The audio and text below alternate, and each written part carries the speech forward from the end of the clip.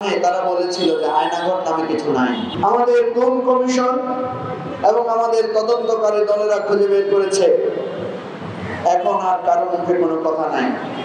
শেখ হাসিনা বলছে গুলি করো, হেলিকপ্টার থেকে গুলি করো। আর বিএনপি এবং জামাতের কিছু কিছু নেতা তারা ক্ষমা করার কথা বলেছেন। এই যে আওয়ামী লীগ এত মানুষকে গুম করেছে, এত মানুষকে খুন করেছে, এই গুম এবং খুনের বিরুদ্ধে আমরা সবসময় রাজপথে সোচ্চার ছিলাম। আপনারা জানেন যে আয়নাঘর নামে তারা বলেছিল যে আয়নাঘর নামে কিছু নাই। আসলে আয়নাঘর নামে তেমন কিছু তারা করে নাই, কিন্তু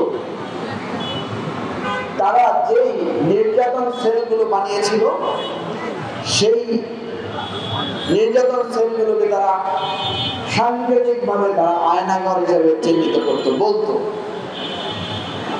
যেটা একজন বিদেশি সাংবাদিক জুলকারনাইন সাহেব উনি বহু আগে এই তথ্যটা উদ্ঘাটন করেছেন। একজন সেনাবাহিনীর তরুণ অফিসার যিনি কমান্ডো ছিলেন, যিনি বীর শ্রেষ্ঠ উপাধি পেয়েছিলেন পার্বত্য চট্টগ্রামের শান্তি প্রতিষ্ঠার জন্য, সেই সেনা অফিসারকে এই গুম ঘরে রেখে দীর্ঘ নির্যাতন চালানো হয়েছে। পরে যখন অলৌকিকভাবে তিনি বেঁচে গিয়েছিলেন, বেরিয়ে এসেছিলেন, তার মুখ থেকে আমরা প্রথম এই আয়নাঘর, এই নির্যাতন কক্ষগুলো কোথায় আছে সেগুলো আমরা খুঁজে সন্ধান পাই। সুতরাং আজকের এই যে গুম খুনের যে নির্যাতনের চিহ্ন জাতিসংঘের তদন্তে বেরিয়ে এসেছে, আজকের এই গুম খুনের আমাদের গুম কমিশন এবং আমাদের তদন্তকারী দলেরা খুঁজে বের করেছে এখন আর কারো মুখে কোনো কথা নাই। তখনও তারা বলেছিল যে আয়নাঘর, এই গুম খুনের কাহিনী নাকি এগুলো আমরা নাকি বানিয়ে বানিয়ে বলছি। প্রিয় ভাই বন্ধুগণ, কালকে সারাটা দিন বাংলাদেশের মানুষ দেখেছে কি এক ভয়াবহ নির্যাতন কক্ষ তারা বানিয়েছে। শেখ হাসিনা বলছে গুলি করো, হেলিকপ্টার থেকে গুলি করো। কোথায় আজকে শেখ হাসিনা? কোথায় আপনার হেলিকপ্টার? কোথায় আপনার র্যাব? কোথায় আপনার জিয়া? আপনার যে জিয়াকে দিয়ে আপনি মানুষ খুন করে সাগরে ভাসিয়ে দিয়েছিলেন, আপনার সেই খুনিরা আজকে কোথায়? আমার বিএনপি এবং জামাতের কিছু কিছু নেতা তারা ক্ষমা করার কথা বলেছেন।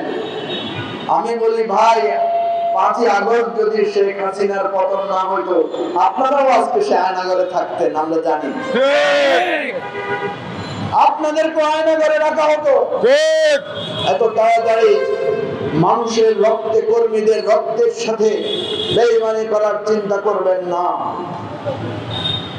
আমরা হিংসা হানানি চাই না, আমরা প্রতিশোধ চাই না, কিন্তু ন্যায়ের পক্ষে আমরা সঠিক বিচার চাই। যদি বিচার সঠিকভাবে না করেন, আজকে এই পল্টনে বিজয় ৭১ চত্বরে দাঁড়িয়ে বলছি, লিখে রাখেন,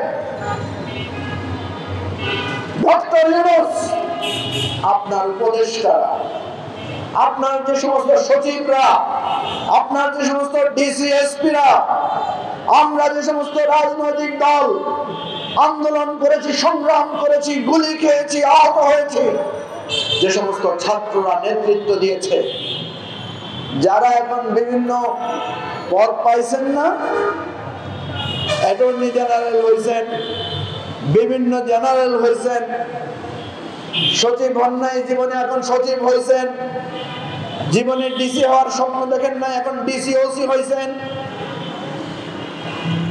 বিভিন্ন টেলিভিশনে এখন বিভিন্ন জন head of news, assignment editor, নানা রকম পদ পাইছেন। একজনও কেউ ছাড় পাবেন না। আপনাদের পরিণতিও, সবার পরিণতিও এই আয়নাঘর আর গুম ঘরের মতো হবে যদি আপনারা সঠিক বিচারের পক্ষে কেউ না থাকেন। সংগ্রামী সাথী বন্ধুগণ, এবি পার্টির অবস্থান অত্যন্ত পরিষ্কার। আমরা বলছি যে বিচার প্রক্রিয়া শুরু হয়েছে, এই বিচার প্রক্রিয়ায় সবাই সাহায্য করেন। আমি জাতিসংঘকে ধন্যবাদ জানাই। শেখ হাসিনা যে একজন আন্তর্জাতিক মানের খুনি, শেখ হাসিনা যে একজন অত্যন্ত নির্দয় নৃশংস মহিলা, আজকে সারা পৃথিবী সেটা স্বীকৃতি দিয়েছে। সুতরাং ভারত ছাড়া শেখ হাসিনার যাওয়ার আর জায়গা নাই।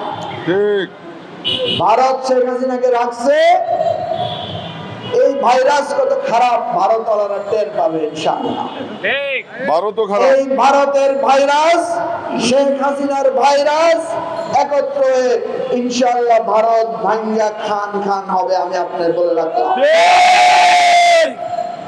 এখনো সময় আছে, খুনি শেখ হাসিনাকে আপনাদের দেশ থেকে বহিষ্কার করেন। ভারতের সরকারকে বলবো, এরকম জঘন্য খুনিকে আশ্রয় দেওয়ার পর নিজেদেরকে গণতন্ত্রী মানবিক রাষ্ট্র হিসেবে আপনারা দাবি করতে পারেন না। আজকের এই সমাবেশ, আমরা এই গুম খুনের বিরুদ্ধে আমাদের যে সংগ্রাম, সেই সংগ্রাম জারি রাখার এবং চূড়ান্ত বিচারের মাধ্যমে এই দেশে ন্যায় বিচার প্রতিষ্ঠার শপথ